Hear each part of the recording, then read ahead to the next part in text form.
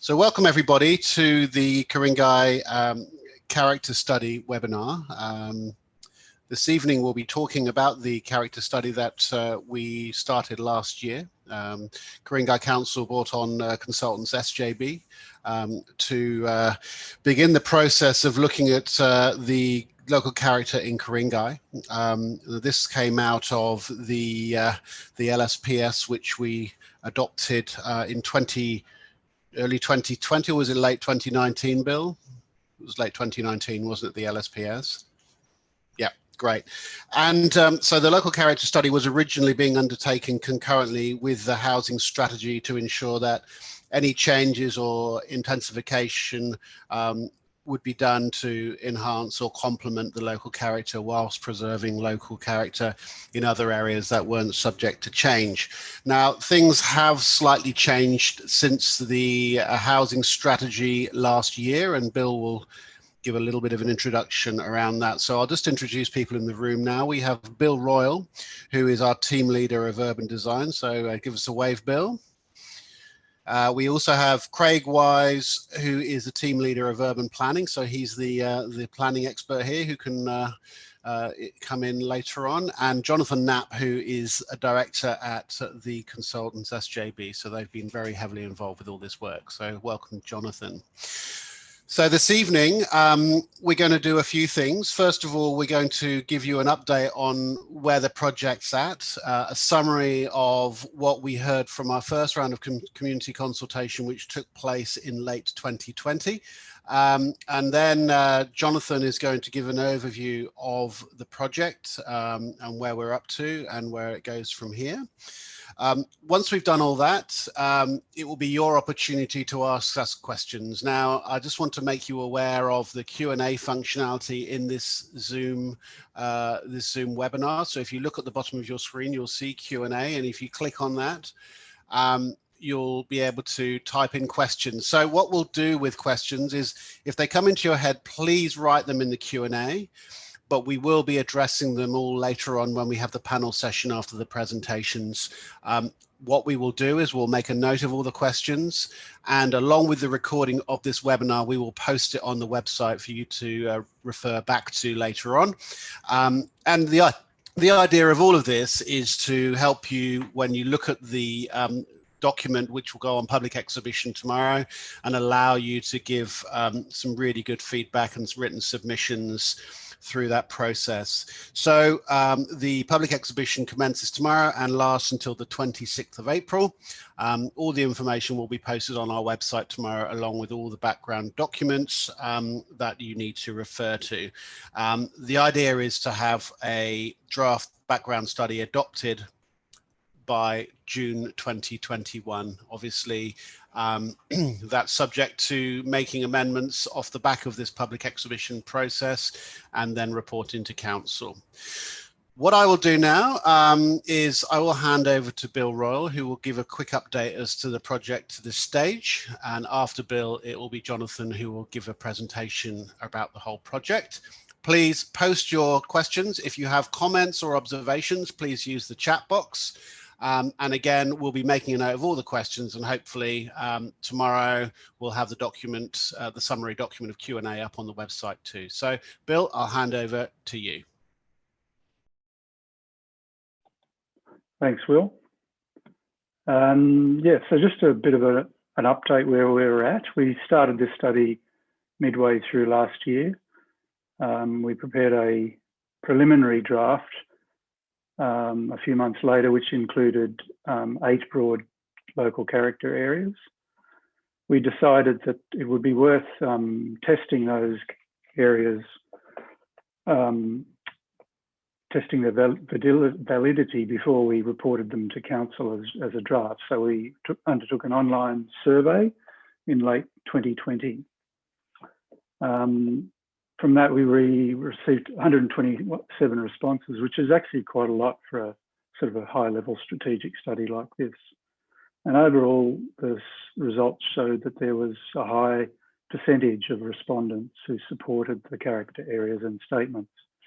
So it was an average of 91% of people showed somewhat support, or strongly supported the statements. and an average of 9% who did not support or did not support at all the statements. So just to reiterate, that online survey was the first part of this community consultation. This webinar is the second part, and obviously we're putting it on exhibition now as a third part. The draft will be then reported back to council. I'm also just going to cover a couple of questions that that came up in that first consultation. So there were sort of reoccurring questions. And the first one was, why is council bothering to undertake this work when the housing strategy hasn't been adopted? And I think the answer to that is there's still a number of quite strong drivers that make this study relevant. The first one of those is that the Greater Sydney Commission, the North District Plan, requires council to consider local character in the planning process. The second is that the Department of Planning has released a local character and place guideline. That was in February 2019. And then early this year, they released a local character overlay and draft local character LEP clause for councils to use. We also have our local strategic planning statement, and one of the planning priorities in that is to identify character, the unique visual character of Ku-ring-gai through community engagement. So that's where we sort of are now. So I think it is still worth undertaking this study, although it is a background study. The other question that was quite common is, why is council undertaking this study when they already have a visual character study? And this question's referring to a study that was undertaken in 1999, which is obviously quite old now, 20 years, and all good studies need to be reviewed.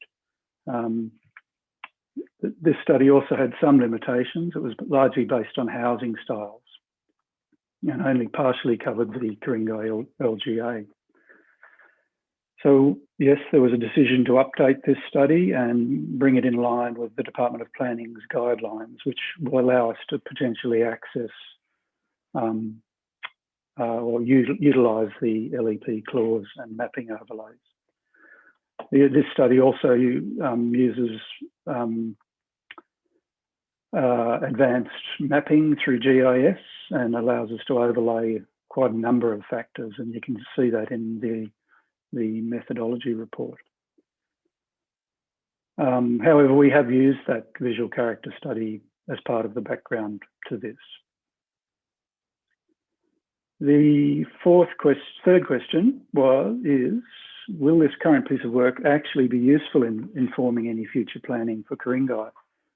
I think the answer to that is yes, it definitely will be. So the Department of Planning are certainly emphasising the importance of local character, and through the LEP clause that they've exhibited, they're offering the potential for councils to use this and to possibly give some level of protection to certain character areas.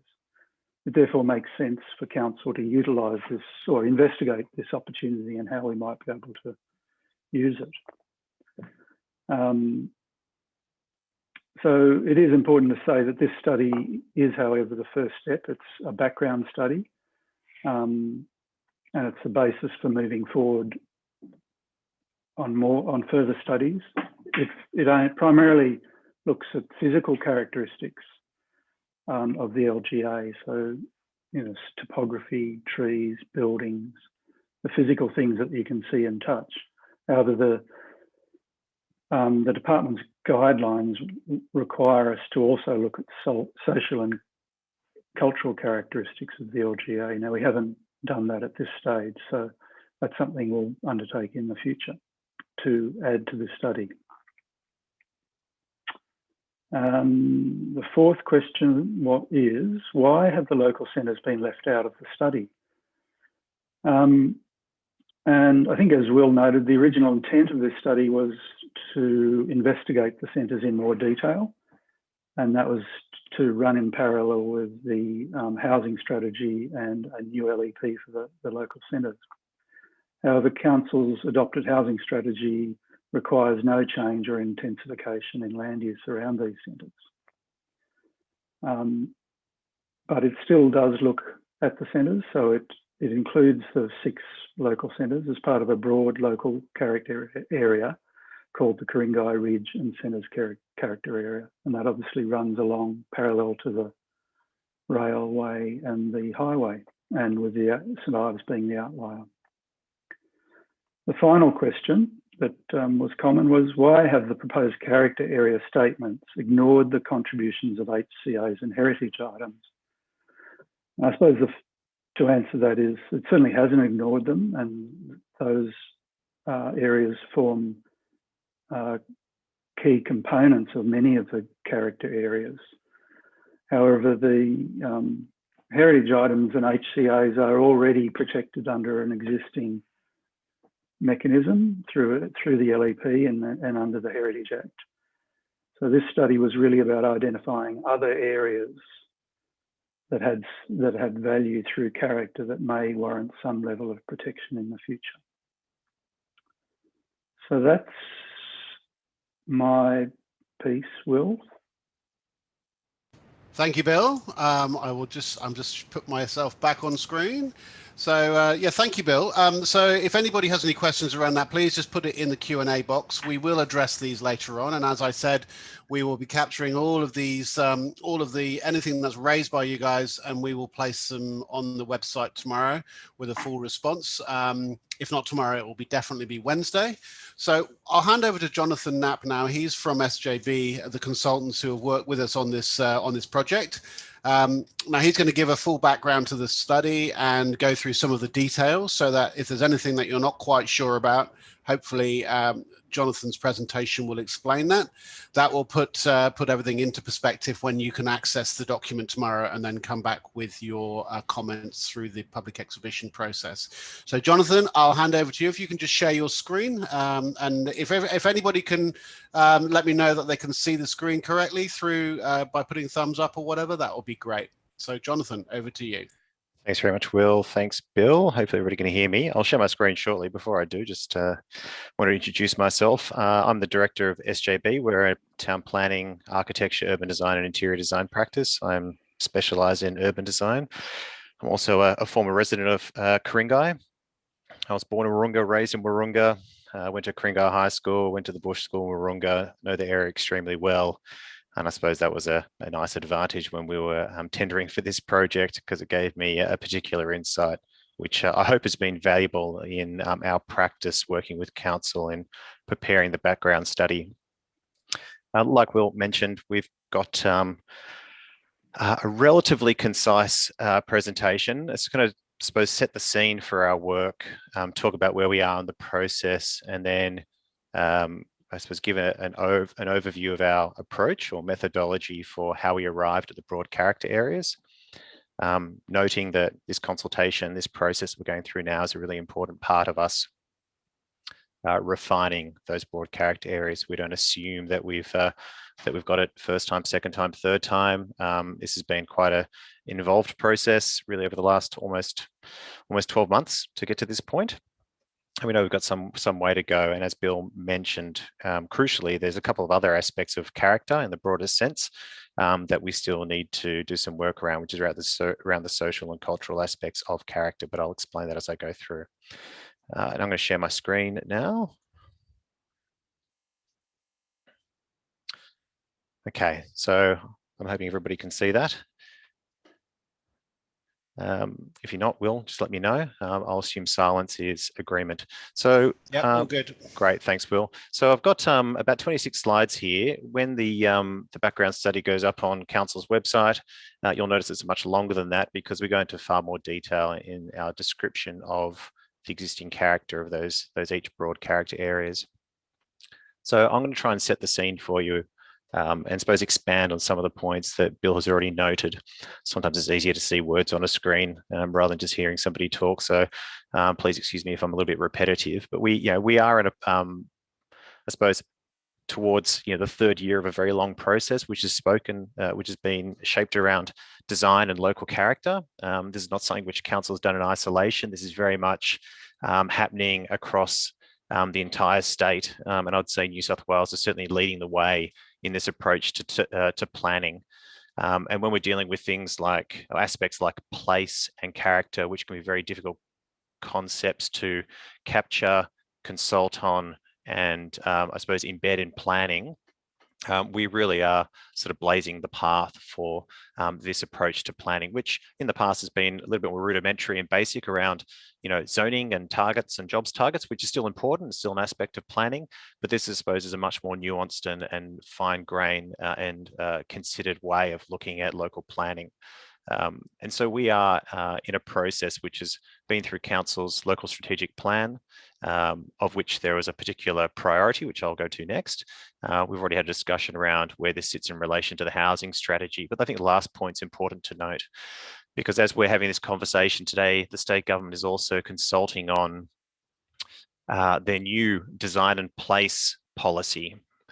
And this is an all-encompassing state government policy which looks at apartment design, character, designing for country, sustainability, urban design, and a number of other topics which now sit under this umbrella called design and place, which it sounds quite vague and ephemeral at times, but even the state government level, they're looking to break that down into manageable pieces, and character is definitely one of those aspects.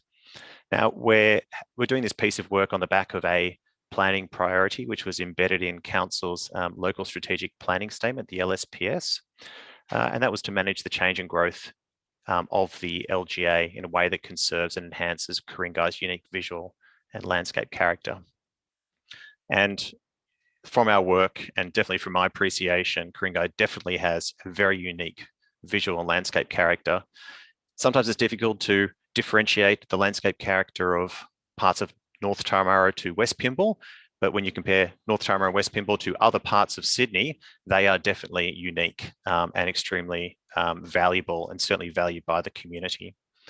And so we were appointed by Council through a tendering process to undertake this work. And we were undertaking it on the basis of this document, which came out by the state government a couple of years ago. It's called the Local and Character and Place Guideline. Our SJB planning team helped write the research paper that informed this guideline. So again, that's a nice competitive advantage that we had. So we had a good understanding of where the state government was coming from when they put this guideline out. And it was in part a way of looking at protecting, preserving, and enhancing areas of the state, areas of the city, areas of this LGA, which aren't already protected by, say, a heritage or conservation area control, like Bill mentioned. So the areas of unique value, special value to the community, which isn't about built form heritage, but still extremely valuable and should be considered in a particular way. So with that in mind, the government put out this guideline and set out a number of approaches and a toolkit to undertake the type of work that we're doing at the moment. Now, this is really probably the most important page of the entire presentation, because it's our attempt at describing character and why it is important to the planning process, because it's expanding beyond how a building looks, what land use it is, or how tall it is, and looks at all those aspects of our suburbs and of our city, of our landscape that make up character. And I suppose the way that I like to describe it is the way you describe a person or an individual's character. It's a combination of their physical appearance, but also their posture, their mannerisms, their demeanor, their energy, their emotion, their expression. And so it's those other aspects of a person's character or a place's character, which is so special and so important to what makes them unique and makes them them, or what makes Ku-ring-gai Ku-ring-gai. But it's also a very difficult thing to write down and embed in a planning policy. And I suppose that's a challenge that we have in front of us. So when we talk about character, we are trying to identify what makes one neighbourhood distinctive from another, or what aspects make certain suburbs actually quite similar. They might be separated by distance, but they might have been developed at the same time.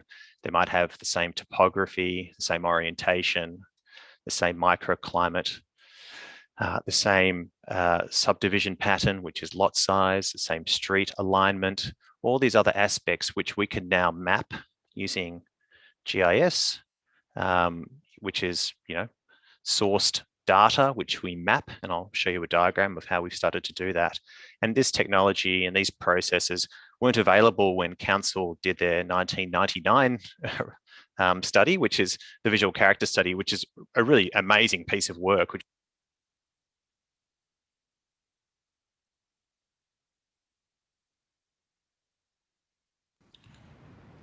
Jonathan, we may have lost sound with you.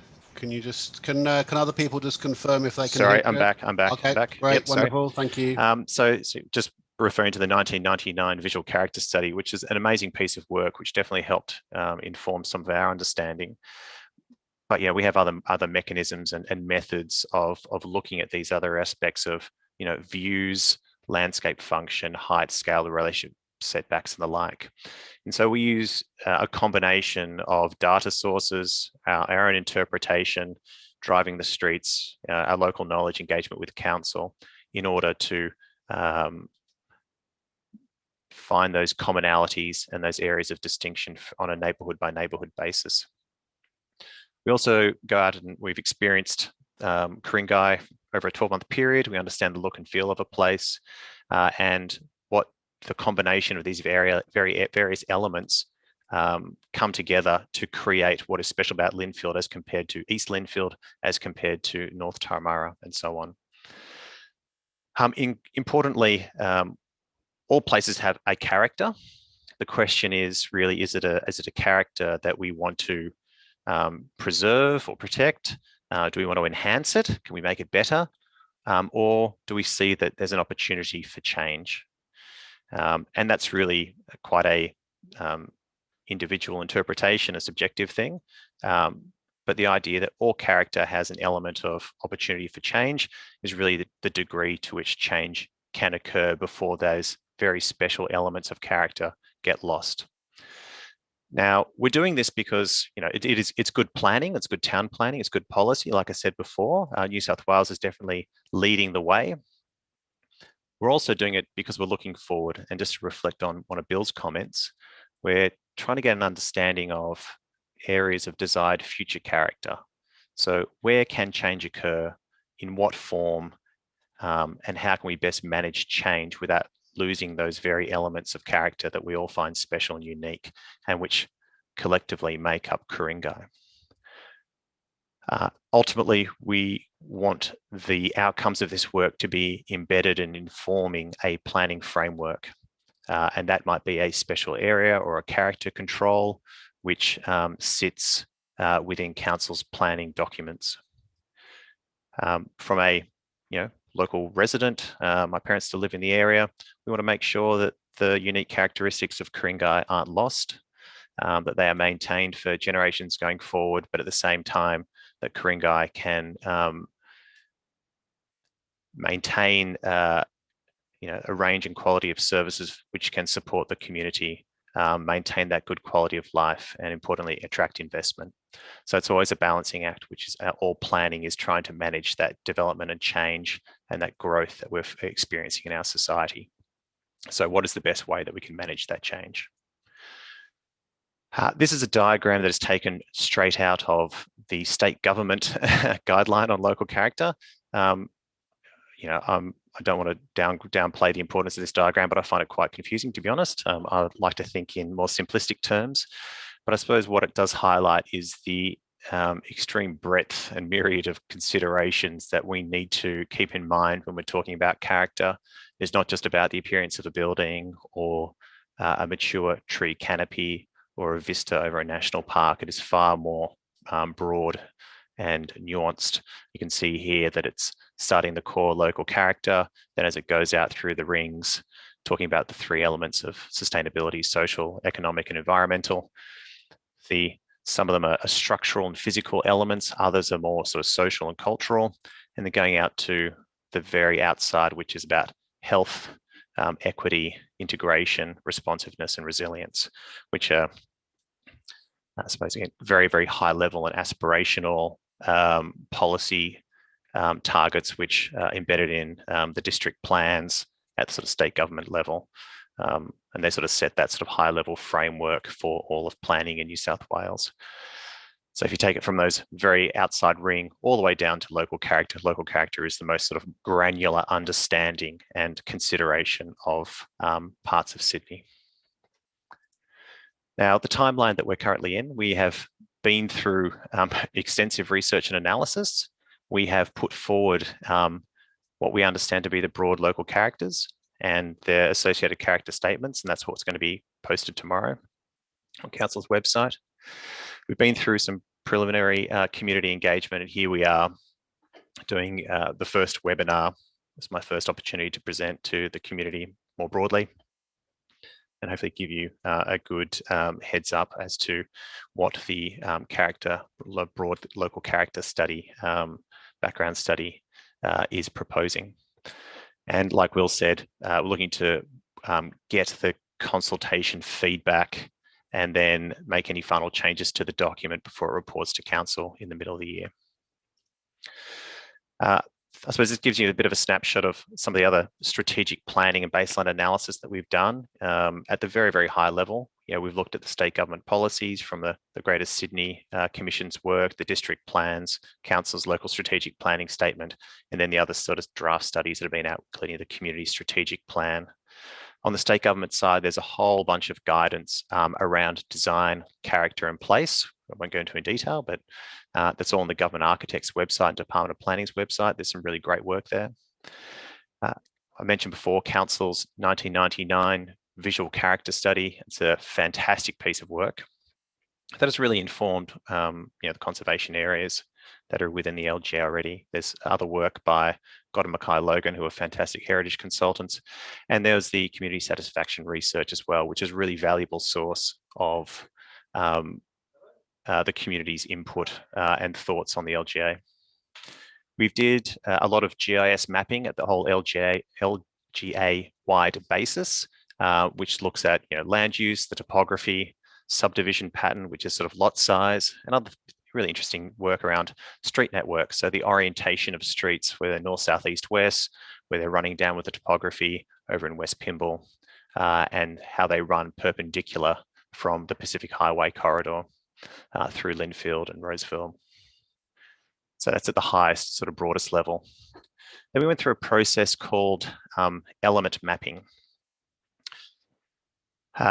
So we use, again, data provided to us by Council. Council, again, to their credit, has got some amazing analytical data on the LGA, information like tree coverage, which again ties back to the value of landscape and vegetation to the LGA. And so a lot of this information was already available, and it's an amazing resource for people like ourselves when we're doing this type of work. So it gives us an appreciation about what areas of the LGA have what density of tree coverage. Then we associate with land use zonings, building setbacks, and other information that we get available from state government sources. Then we combine some of that element mapping with as much community data that we can possibly find. And there's 4 key sources that we've been looking at. One of them's through this idea of digital engagement, again, which is something which we now have available at our fingertips, which wasn't available in 1999. So it's going to websites or sources like Instagram, Facebook, Google Analytics to see what areas get pinned or geolocated, who takes a photo at what restaurant, what landscape, what bushwalk, what park. And we look to these data sources to see what are the most popular, what are the most iconic, what are the most valued parts of the LGA. And not surprisingly, it's places that people eat within the centres. It is the landscape, beautiful landscape along the edges of the LGA where it touches the national park, sporting grounds, and a number of key streets like Burns Road, Wahroonga, which those got that iconic sort of grove of trees that creates that landscape tunnel. Another great source of I suppose community information was the Community Strategic Plan, and the Extensive Engagement Council went through there. And through this work, we could understand what is of value to the community at a high level, but it still gives us an appreciation of what areas or what aspects Ku-ring-gai community values. We speak to council staff who are obviously experts in the LGA. They have a good understanding of what the community needs are, what the councillors' aspirations are. And the fourth aspect is speaking to you today in this webinar, getting your feedback as part of the consultation process. That's the fourth prong of engagement. Now, where we have that, all those data is collected, we had 32 sources of data, which we modeled and then we clustered. And we looked, again, going back to the early page 5, which I mentioned, what is character? We're looking for those commonalities, those areas of shared elements or shared factors, which say, whether it's the topography, the street layout, the Instagram posts, the lot size, the tree cover, and bringing those areas of commonality together in this is called cluster mappings. This is one of the very early maps that we prepared. And you can start to see where there are commonalities, whether it's this sort of teal color over on the eastern side of the ridge through Wahroonga, through St Ives and parts of Turramurra, as compared to the purple, which is far more dominated on the western side of the ridge, heading down towards the Lane Cove River. And then in the southern portion of the LGA along the ridge, either side, where you have Roseville, Linfield, and those heritage areas where a lot of conservation areas already exist. We have larger lot sizes developed around the same era, and therefore you have a very similar landscape character through those zones as well, and matching topography. So then it was, I suppose, up to us to interpret all this information and put forward a proposition, trying to distill that cluster diagram into these draft broad local character areas. And if I flick back very quickly, this is the diagram which you may have seen or you'll be looking at in the next couple of days and weeks as compared to that cluster map. So there are some hopefully immediately apparent commonalities. Now we have, I suppose, taken some license in interpreting this. You might query some of the boundaries. You might wonder why we've bundled in Pinball with Wahroonga, or St Ives with Turramurra, or differentiated South Turramurra from Pinball. I suppose this is why we're doing this consultation, because this is really the time to get that feedback. And I can go through these in a little bit more detail as I go through. We're not going to get a chance to talk about every decision that we've made in detail. We've tried to outline our methodology, and that hopefully be made available to you as well. But you can start to see, the green fingers, as we call them, the tips where the ridges run into the national park. There's usually very narrow settlements with steep topography and a thin access road, whether it's Bobbin Head Road or Bannockburn Road or Mona Vale Road, where you have a thin wedge of development with sort of the suburb expanding either side of that main road into the national park. You have sort of the flatter area here shown in purple, which could be broken down into even more character areas. But I suppose the question we ask is, what are the real differences in terms of character? The settlement period is, in most parts very similar. There might be some parts of Pinball which are a little bit older, running around and Turramurra, but some of those areas are already protected and covered by the conservation area. So we're looking at lot size, tree coverage, housing stock, setbacks, and then I would say that this is very similar as compared to, say, West Pinball, which has a very distinctive character because of its topography, because of its landscaping, the coverage of vegetation, and its relationship down to the river corridor. And then whether you think parts of West Linfield, West Pinball and South Turramurra are actually similar and they should all be coloured the same, pink or yellow or green, is really open to discussion. Now, very quickly, I'm just going to talk through, I'm conscious of time, just these individually. So here we are, the green fingers. Like I said, these sit at the edge of the LGA where the suburb touches and interfaces with the surrounding national park. As a result, it has very limited access, has very steep ridge lines, steep sloping down towards the national park. It also has a diverse built form and styles because they've been developed in different periods, but it's really the landscape character which is the commonality. The Ku-ring-gai ridges and centres, this could definitely and is going to be broken down into a greater number of areas, but that's really covered in the centre study, which Bill referred to. So rather, we've said the character of the Pacific Highway rail corridor is very similar insofar as it is higher density, it has larger buildings, as where the commercial is focused. There is a greater range of medium to high density residential. There is less tree canopy, and the topography and the condition is largely the same. It is the flat bit before the topography drops off very steeply either side of that ridge line. The Northern Plateau, like I said, has been bundled in together on purpose because it is the flatter land. It has that very important shared element. It is mostly low density residential. It has a very consistent layout and subdivision pattern. And it has a lower tree canopy as compared to other areas, mainly because of the periods in which it was developed, and also because it was flatter land and in a lot of instances has been used for other uses over time, and has been sort of that evolution into a residential suburb. The Western Slopes, like I mentioned, is that area to the west of Wahroonga and Warrawee and Pinball, heading down very high tree canopy. Absolutely. So if you come down the back of Abbottsley, for example, and the back of Turramurra, very steep topography, very, very big established mature trees, but still a very diverse built form character. Got a combination of some older homes and stately homes compared to some infill 80s and 90s development. I think West Pinball has its own particular character, largely because it has a very shared consistent built form, which I suppose reflects its era of settlement and development. It doesn't fall into the gullies. There are some pockets of flat, but also of quite a varied street layout and subdivision. And for those who know the area, it is, you definitely feel that you sort of weave your way through West Pinball as compared to other areas of the LGA.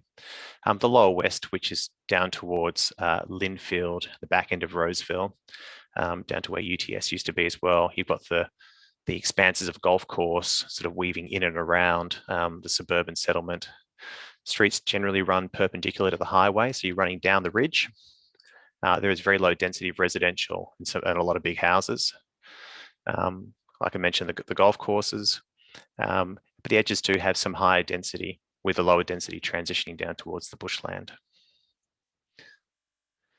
The Lower East is from Roseville up to Linfield as well, and up towards Killara. That's that area immediately to the east of the rail corridor.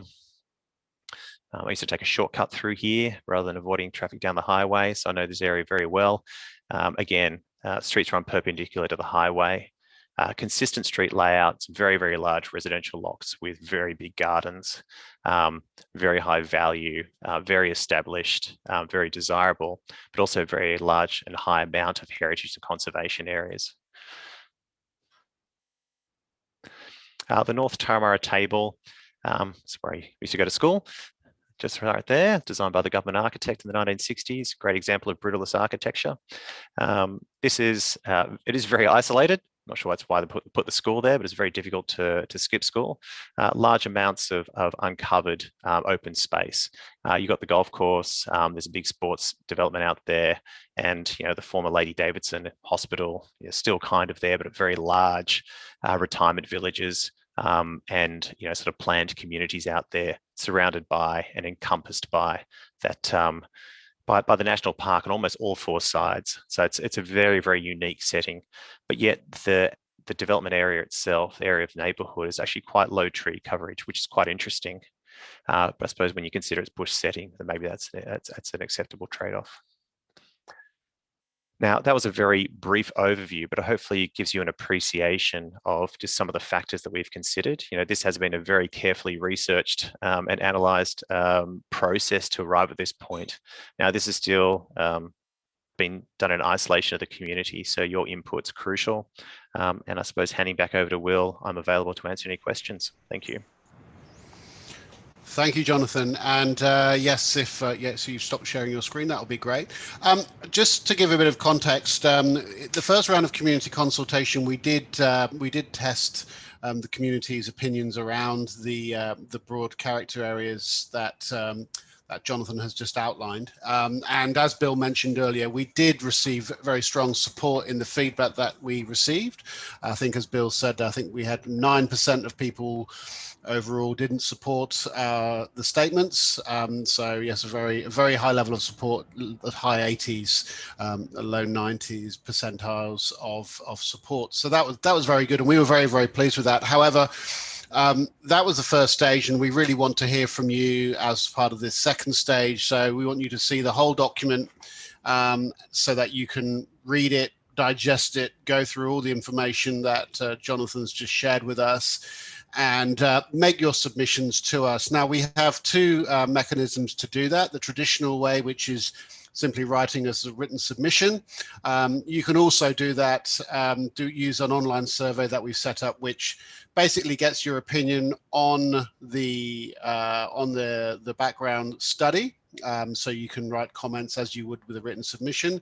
Also, you can rate what you believe, how strongly you support the background study, and also, and quite importantly, to support the study moving forward, it gives you the opportunity to share some of the more cultural and social insights that you as local community members can provide us, and that will help us to design the process moving forward. Now is the time for you to ask questions. And as I mentioned earlier, any questions that are asked, we will make a note of, and we will also put the answers onto our website in a Q&A summary document. So if you can please put all your questions in the Q&A box, that will be great. Now, we've had a few questions come through already. So if I can invite Bill and Craig to join me back on the screen. So Bill and Craig.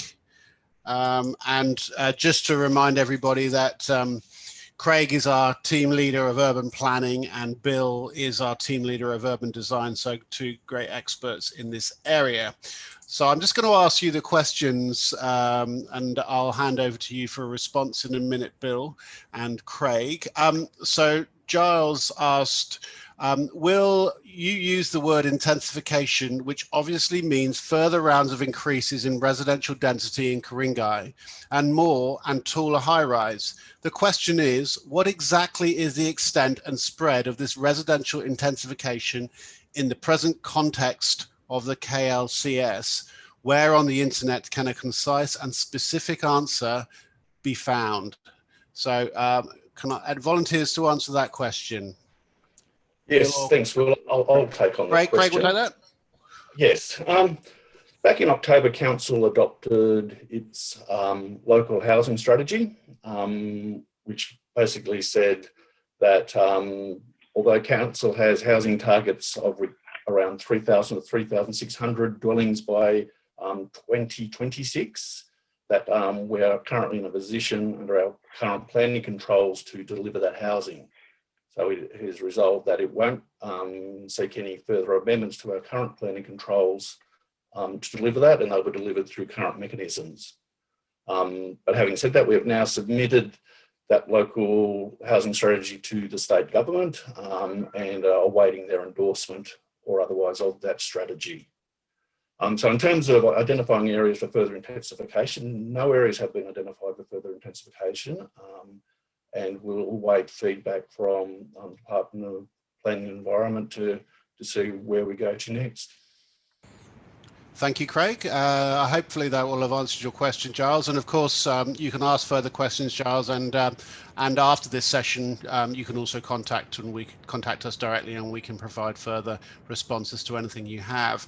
Now, Jeff raised a question regarding character at this point in time. So is the character a point in time only? For instance, the number of canopy trees in my suburb has declined markedly in the last decade.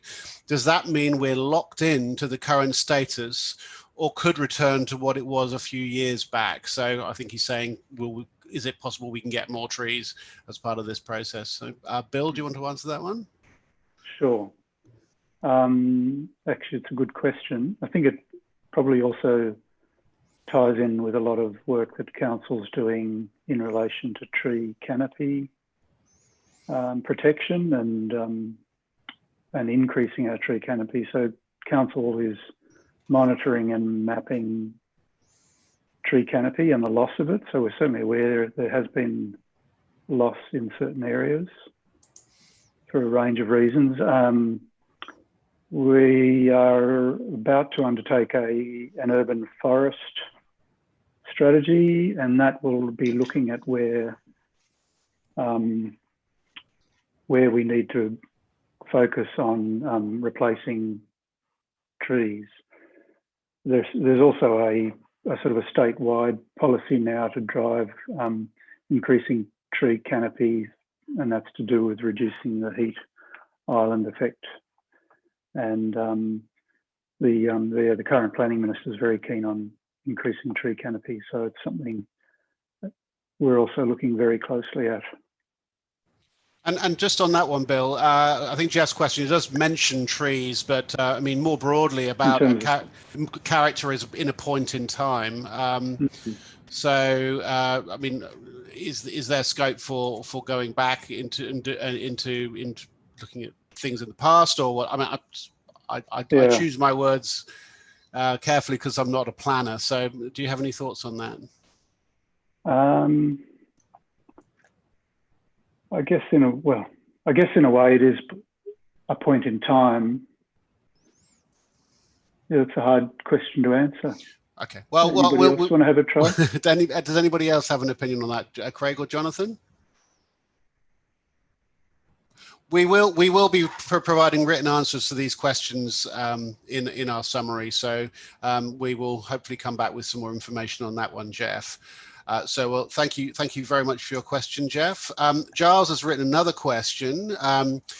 Reading and listening between the lines, one would be forgiven for thinking that the real purpose of the current Ku-ring-gai local character study and the introduction of a concept of broad local character areas is to facilitate a yet further round of rezoning for increased high-rise development and other forms of development intensification, what Jonathan referred to as change, while limiting protection for Ku-ring-gai's heritage and character areas, items and streetscapes which would impede this.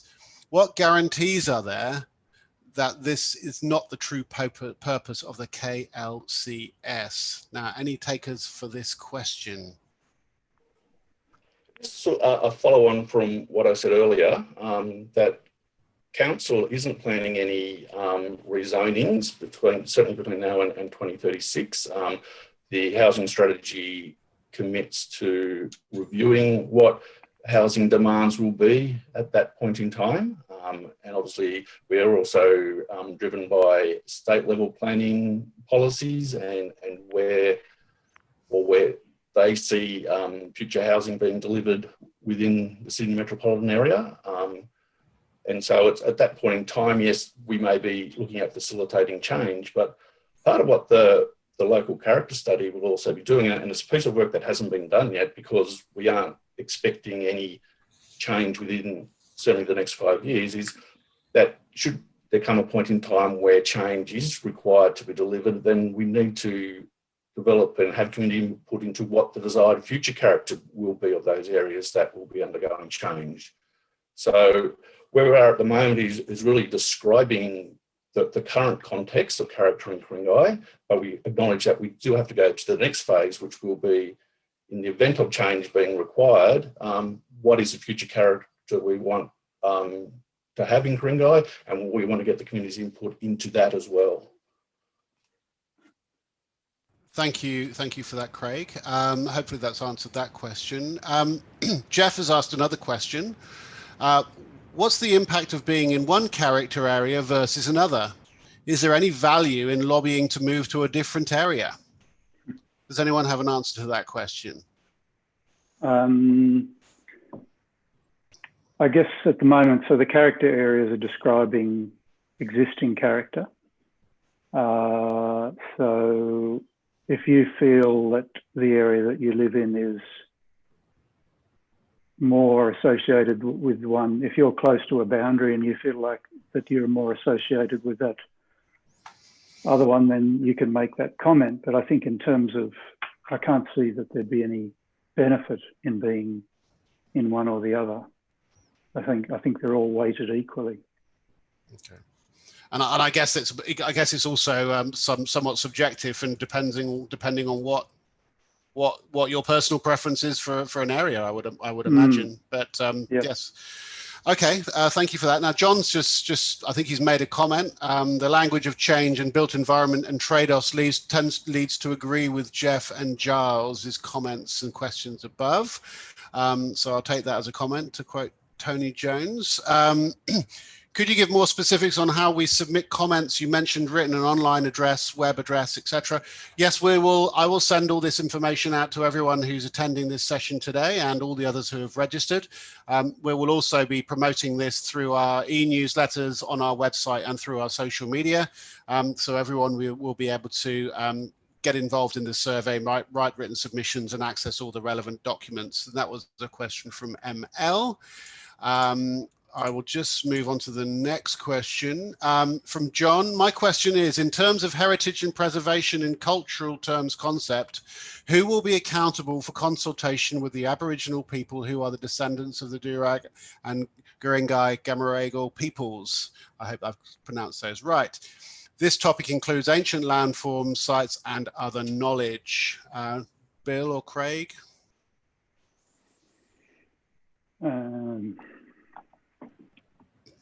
Yeah, it's a difficult question because my understanding is there's not actually any representatives of the local Aboriginal people in the area. We do liaise with the Aboriginal Heritage Office, is that right? We do, yes. And I wasn't involved, but I think there was I think the Linfield Village Green, when it was the construction started, we had someone do a smoking ceremony there. Yes. Who represented the tribe, but that person was actually from Dubbo, is my understanding. Well, so, I mean, I think on that comment, that's something that we can look at, John, and we do appreciate the question, and we'll also get back to you with a written response to that tomorrow or the day after. So thank you for that, John. John also has another question. Does KMC have a liberal and generous strategy to allow removal of aged trees? Plenty of old trees have gone in the last 15 years. Sorry, he's rewritten as well. Thanks for the color-coded and map groupings. That makes a lot of sense for better planning. Relate topic, what input from RFS about built places in fire-exposed zones? So there's kind of two questions there. I don't know who can take those from John. I think in terms of our council's policies with removing trees, they haven't really changed in certain recent times. We still have, in effect, a tree preservation order, although now it's run through our DCP. There are requirements around what trees can and can't be removed. There are still application processes to demonstrate if you want to remove a tree on your property, there has to be justified reason for it. There are, however, overriding state level policies, and certainly under the Rural Fires Act, there's ability to remove trees for bushfire protection purposes. But trees are something that is highly valued, certainly by council, and that's sort of outlined in all of council's planning policies, where trees are a very important element of our area.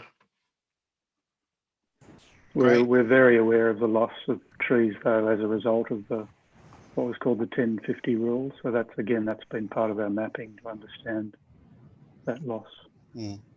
Okay. Now, John's just made a couple of comments, so thank you for those comments, John. Does anybody else have any questions? So we've covered all the content we're going to go over today. We're running very early, which is fabulous. So that means you can go and have your dinner or whatever else you wish to do this evening. So I'll just leave the Q&A open just for a little longer, just if anybody's got any comments or questions. If you've got any comments, feel free to put them in the chat. So what we're going to do from now, tomorrow morning, probably by mid-morning, we'll have the website updated, and that will contain the document on public exhibition and other supporting documentation. That will also provide you access to our survey, so that will be a quick way of you providing feedback once you've had a look at the document. You are, of course, able to write a formal written submission to us, and the process is open until the 26th of April. So that gives you plenty of time. We will also be promoting this through as many of our communications channels as possible, and also feel free to, talk to friends, family, anybody else who lives in the area, because we're really, really keen not only to get your feedback on the local character area statements, if that's the right terminology, but also the cultural and social aspects of character in Ku-ring-gai, which we have had some feedback about in the first stage of our consultation last year. Yes, we just want any other feedback you've got on that. So if nobody else has any other questions, we of course will answer any questions during the exhibition period. We will also be updating our website tomorrow with the Q&A. Also, we will be providing a recording of this webinar. So if you're so inclined, or if you've got any friends who would wish to see it, they can also see this presentation. So going once, no more questions, twice, 3 times. Okay, I think I will end the session now. So thank you very much, Jonathan. Thank you, Craig and Bill, for your input. Thank you. Thank you all so much for attending this evening. If you have any questions, please let us know. We will be emailing you tomorrow with a link to our website with all the information, and hopefully you'll be able to provide your input in a way that's suitable and easy for you. So thank you so much and have a lovely evening. Thanks, everybody. Cheers. Bye. See you.